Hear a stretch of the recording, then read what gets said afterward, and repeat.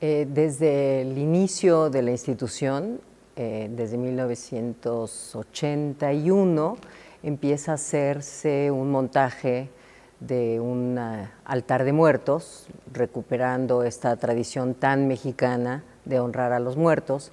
Y David Antón hizo un diseño inspirado en la obra de Sor Juana, en El Primero Sueño, en la pirámide, en la tradición mexicana de los altares, las monjas coronadas, las ofrendas, las flores de cempasúchil, las esferas, las mariposas, en fin, todos estos elementos constitutivos de los altares. Unos años después decidimos que podíamos hacer pequeñas variaciones a los altares, de manera que hicimos dialogar a Sor Juana con algunos de los aspectos de su obra. Sor Juana y la música, Sor Juana y el universo, Sor Juana y la proporción áurea, Sor Juana y Frida Kahlo. Luego transitamos algunos personajes de la historia, Sor Juana y Octavio Paz, en fin, hicimos el diálogo de Sor Juana con algunos personajes. Y en esta ocasión se nos ocurrió hacer el diálogo de Sor Juana con Luis Buñuel. Si quieres.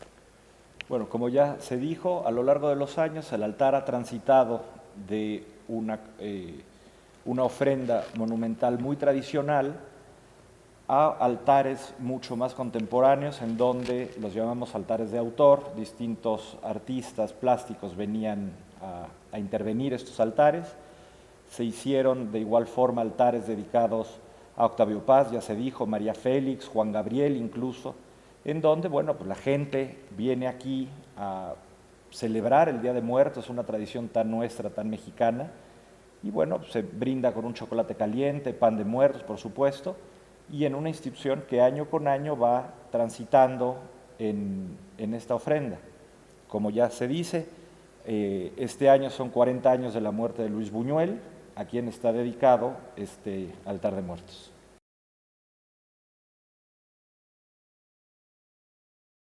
El chocolate, el pan de muertos, en fin, se hace una especie de mercadillo el martes 31 de octubre. Todo mundo está invitado, es una actividad gratuita, es una actividad con las puertas abiertas para todo aquel que quiera venir. Y bueno, ese día se desvela el altar de muertos, se abren las puertas del extemplo de San Jerónimo. Y bueno, es una forma también de incluir a la comunidad del centro histórico, a los habitantes de la Ciudad de México, los extranjeros que nos visitan, y bueno, mostrar no nada más nuestras tradiciones, sino también el espacio que albergamos nosotros como universidad.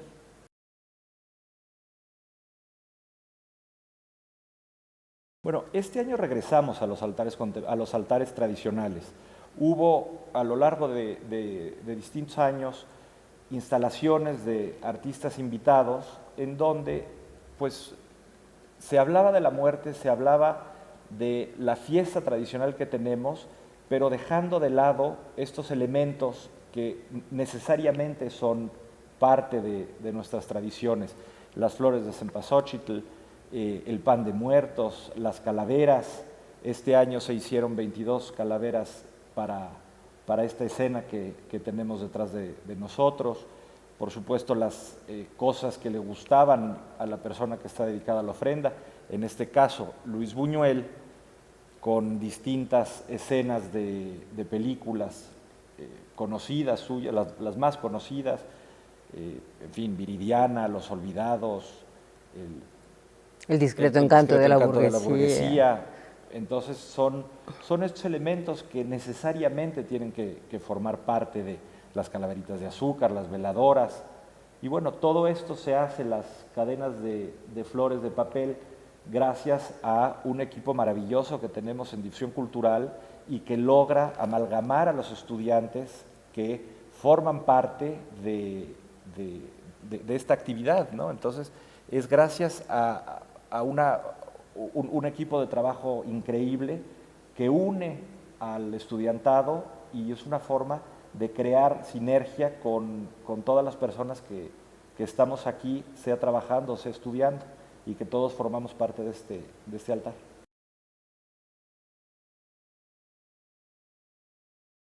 todo se hace aquí. Desde las cadenas de flores, las figuras de las calaveras, el montaje, el diseño del altar, la justificación del altar, desde elegir a quién le vamos a dedicar este año el altar, por ejemplo, ¿no? Se platicó, había varias posibilidades y decidimos, por la importancia del personaje y por cómo incidió en la cultura de México, dedicárselo a Luis Buñuel, ¿no? Por este cuestionamiento de la realidad, del surrealismo, la búsqueda de la libertad y esta obligada necesidad de Luis Buñuel de no definirse de alguna forma, ¿no? Me acuerdo que en algún momento le preguntaron a Luis Buñuel, y si usted tuviera que definirse en una palabra, ¿qué diría? Y él dice, me levantaría y me iría. No hay definición. Entonces, un poco de eso se trata, ¿no? Que cada quien pueda dialogar con el altar desde su propia experiencia, desde su perspectiva y desde su vivencia de la muerte, ¿no? Sí, porque al final en México vivimos la muerte como una fiesta. Pueden ser los distintos poblados o cotlanes, uno de ellos, en donde se limpian las calaveras año con año, la manera en la que todos nosotros, da igual si somos del norte o del sur de la República, montamos en mayor o menor medida un pequeño altar a nuestros seres queridos, familiares, amigos, etcétera, sea con una cajetilla de cigarros y unas flores o unas calaveritas de azúcar con su nombre, o el refresco que le gustaba, o el vino que le gustaba, el tequila, lo que fuera. Es una forma de que vienen los muertos a visitarnos en la tradición más tradicional, ahora sí, perdón la perogrullada, que vienen esa noche, la noche de todos los santos, de los fieles difuntos, vienen a visitarnos y nosotros les ofrendamos eso que a ellos les gustaban para traerlos de vuelta a nosotros. Entonces es una tradición que no queremos olvidar, es una tradición que queremos mantener y nuestro grano de arena a nuestro país, a nuestra sociedad, es pues montando este altar de muertos y que vaya dialogando con el día a día, con personajes que de una u otra forma se identifican con la sociedad actual, o sea, como ya lo dije, Octavio Paz, María Félix, Juan Gabriel, Luis Buñuel, en fin.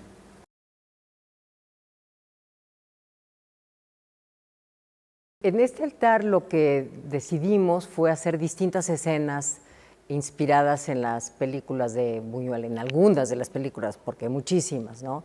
Por supuesto, Viridiana, que es la escena de atrás, o El discreto encanto, o Los olvidados, o El ángel exterminador, en fin, ¿no? Entonces, ahí está Luis Buñuel, y en este caso los niños están representados en Los olvidados, que finalmente es esta representación de la gente, de los dispensables, como en algún momento él lo dijo, ¿no? De la gente que puede ser olvidada. Entonces queremos no olvidar a los olvidados, ¿no? Habiendo sido esa película hecha en 1950, filmada en los primeros meses de 1950, en una época pues muy similar a la que tenemos hoy. Los olvidados siguen siendo olvidados.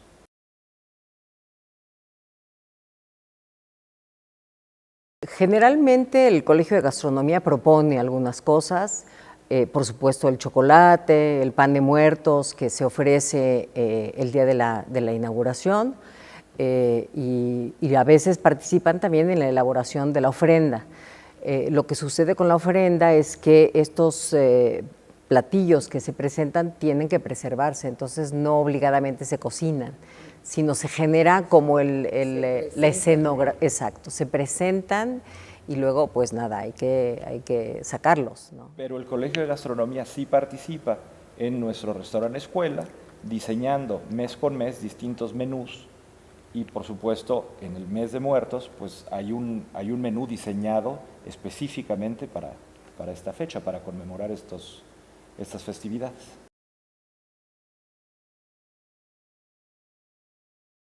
Tenemos nosotros el recetario que Sor Juana le manda a su hermana, ¿no? Que, bueno, en fin, que está atribuido a Sor Juana.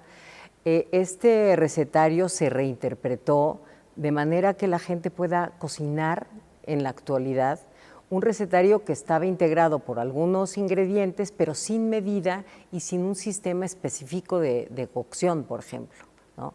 Entonces, ¿Qué hace la gente en Día de Muertos? Yo estoy segura que presentaban el manchamanteles. Los moles son típicos de la época de muertos, ¿no? Y el platillo típico del convento de San Jerónimo era este manchamanteles, ¿no?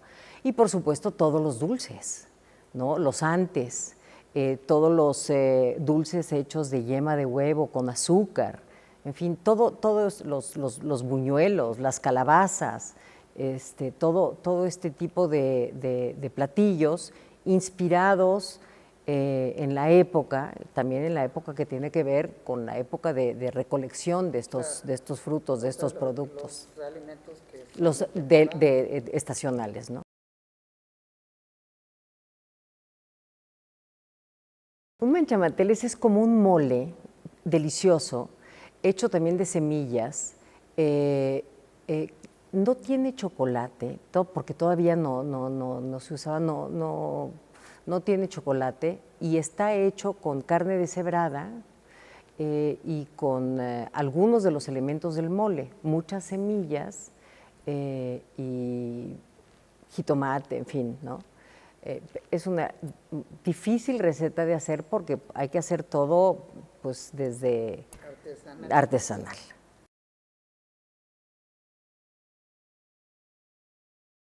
Yo creo que es una forma de recordar lo festivo que era el muerto, ¿no? A la hora de la hora todos los mexicanos, sin importar lugar de nacimiento, bebemos tequila.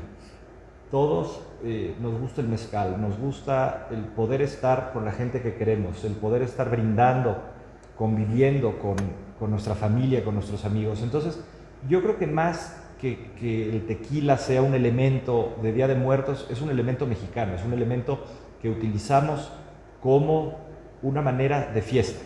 Y los mexicanos hacemos fiesta, hacemos de la muerte fiesta. Entonces, creo yo que es un punto de unión entre todos nosotros, el tequila, el brindis, el convivir, el hablar, el conocer y reconocernos. el comer juntos. El comer juntos, el partir el pan. Exacto. Yo creo que uno de los elementos constitutivos de nuestra cultura es la gastronomía. Es decir, podemos conocer a los pueblos y al mexicano más a partir de lo que comemos. Tú puedes descubrir en el mole, por ejemplo, la historia de México, de encuentros y de rupturas también. Tú puedes reconocer que el chocolate es uno de los ingredientes que México aporta al mundo, pero algunas semillas vienen, por ejemplo, de Europa, o las carnes, ¿no? A ver, a México la carne llega de Europa, ¿no? Algunas de las semillas llegan de la nao de China. Entonces, si tú descubres en el platillo del mole, puedes descubrir qué comercio había, qué se cultivaba en dónde, en qué tiempos, con motivo de qué te los comías. Bueno, el mole se come en el periodo de las fiestas. La gente, la mayoría de los mexicanos tomaban pulque o tequila, porque finalmente también las bebidas alcohólicas son las que el muerto disfrutaba, ¿no? Por supuesto el chocolate, pero por ejemplo en la época de los conventos, el chocolate estaba prohibido en los conventos. Casi había un voto, así como el de castidad y de pobreza y de obediencia o de clausura, el voto de no comer chocolate salvo en las fiestas específicas. ¿Pero por qué? Fíjate qué curioso. El chocolate se ha demostrado que genera una excitación especial en el cerebro, casi tan similar que el erotismo, que una experiencia erótica. Y es verdad. Entonces hay esta intuición, ¿no? En donde estaba prohibido. El chocolate mejor no. Solamente, por ejemplo, en la nobleza, en misa, solamente las mujeres nobles podían tomar chocolate. Para las demás estaba prohibido. Y en los conventos, en fiestas muy especiales, igual que el pulque, por ejemplo. Si uno lee los códices prehispánicos, sabías que el pulque solamente podía ser consumido por las personas viejas, es decir, de 52 años en adelante. Entonces, todo esto tiene el significado de la tradición, pero también de traer a la vida lo que le gustaba al muerto, ¿no? Si le gustaba el mole, si le gustaba el pescado a la veracruzana, pues el pescado a la veracruzana. Y luego la gastronomía termina siendo un elemento tan importante para los mexicanos, que yo recuerdo a mi abuelo más de una vez decir, los mexicanos somos los únicos que hablamos de comida mientras comemos. Entonces podemos estar comiendo, es igual, si un tamal, una torta, unos chilaquiles, estamos hablando de la receta del manchamanteles o de los moles que hacía la abuelita. Entonces, pues sí, la gastronomía es fiesta, la gastronomía es familia, es amistad y es unión. Entonces termina siendo un elemento, sobra decir, importantísimo.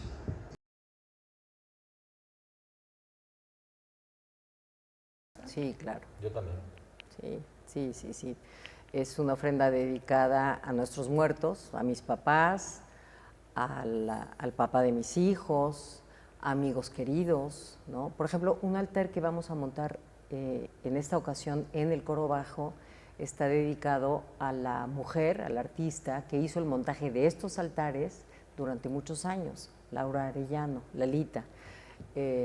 Y en casa también montamos los altares con los niños, con todos los elementos. Es una mesa, ponemos las fotografías de los muertos, las veladoras, las calaveritas de azúcar con los nombres, el platillo. Mi hija cocina y entonces hace el platillo que le gustaba más a su papá, o el fideo que le gustaba más a mi papá, o el pastel que le gustaba más a mamá. Entonces armamos la mesa con todos los elementos rituales, digamos, de esta tradición, también para que mis nietos y los hijos de mi hija entiendan lo importante de las tradiciones, que aprendan a valorar.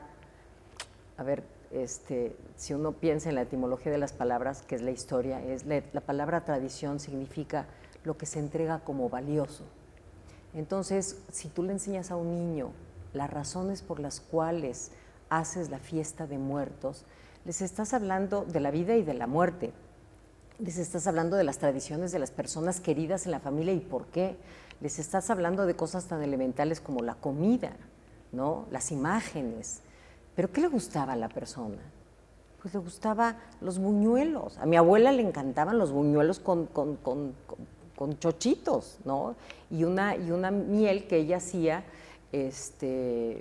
deliciosa. En mi caso sí es un día importante, es un día que,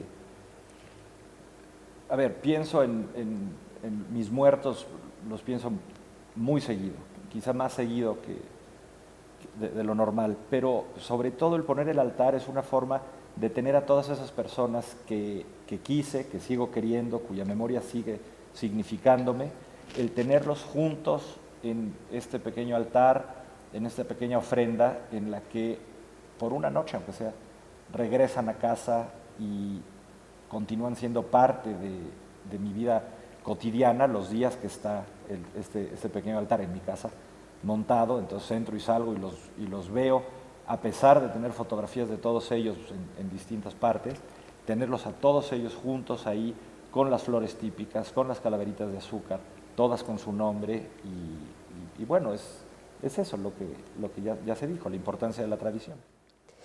Y a mí los ritos me gustan mucho los ritos, los rituales, porque es como si en un momento dado te des tiempo para algo, ¿no? Es como si el tiempo se detuviera y pudieras pensar en el significado de una vida, por ejemplo, ¿no? O pudieras detener el tiempo para pensar la importancia de la vida de una persona en tu vida, cómo incidió. Entonces, la fiesta de muertos significa que la sociedad o la comunidad se detiene un momento para decir, sí, la vida sigue, pero detengámonos un momento para darle tiempo también al tiempo pasado de los otros, para darle tiempo a la vida y a la muerte, a pensar cómo su muerte incide en nuestra propia vida, ¿no? Entonces, los ritos, las tradiciones, la cultura finalmente es el marco de referencia de nuestra vida, pero también son plataformas de reinterpretación de la vida. Entonces, darle tiempo a la tradición es darle tiempo a la vida y darle tiempo al mismo tiempo, tomar distancia. Está la vorágine de que montemos el altar de muertos. No, a ver, despacito, démonos tiempo en una sociedad de vorágine como esta, démonos tiempo para pensar el significado de las cosas. Cuando hacemos el altar, mientras estamos haciendo el altar, estamos platicando a los muertos, pero el Día de Muertos te sientas a cenar con tus vivos y te los traes de regreso platicados, ¿no? A ver a mis nietos platicarles de mis papás o de mis abuelos, qué significado tiene y algo se les quedará. Y ese momento de convivencia, de distancia, de tiempo, de el reconocimiento del pasado, es tan importante que la sociedad piense en el pasado también para darle continuidad, para pensar en el futuro y en lo que vale la pena ser transmitido como valioso.